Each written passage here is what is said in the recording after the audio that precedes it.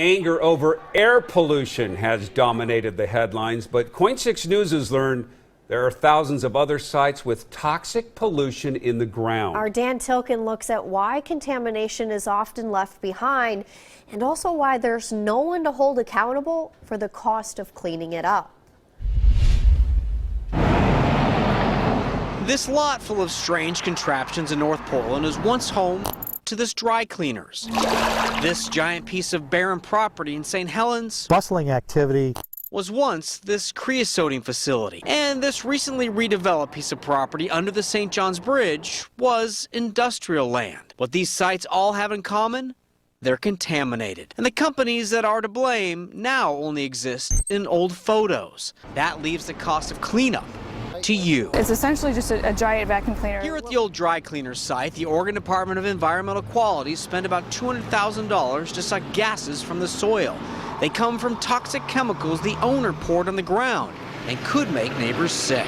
So we're using Orphan Funds to monitor those impacted properties to make sure that this is actually working, which it is, which is great news. She's talking about the state's Orphan Fund.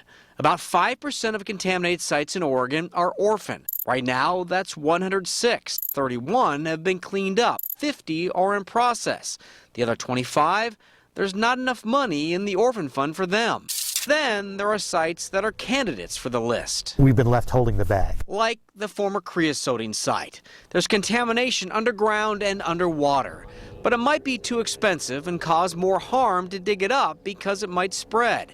And that's why cleanup often actually means containment, using barriers to control contamination. That's the tough dialogue, is to go and determine, how clean is clean. Containment is a technique that was used here in the shadow of the St. John's Bridge, where you now see this modern building. Old pictures show the barrels of chemicals that belonged to a former owner.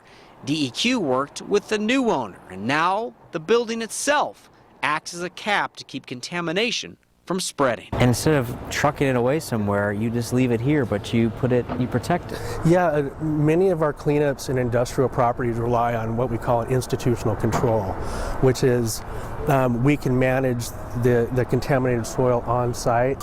In its current 5-year budget, DEQ is spending $7.6 million on orphan projects. It's asking the legislature for $10 to $12 million more for the next 4 years. But the man in charge of DEQ cleanup in the Portland area wishes they had more. But getting it's hard because we compete just like everyone else for general fund dollars. The good news?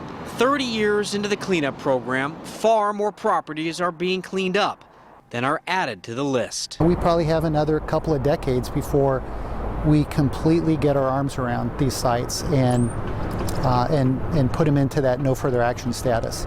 So we still have a lot of work to do. Eventually, sites like the dry cleaners and possibly the creosote facility will no longer be orphaned. Dan Tilken, KOIN 6 News.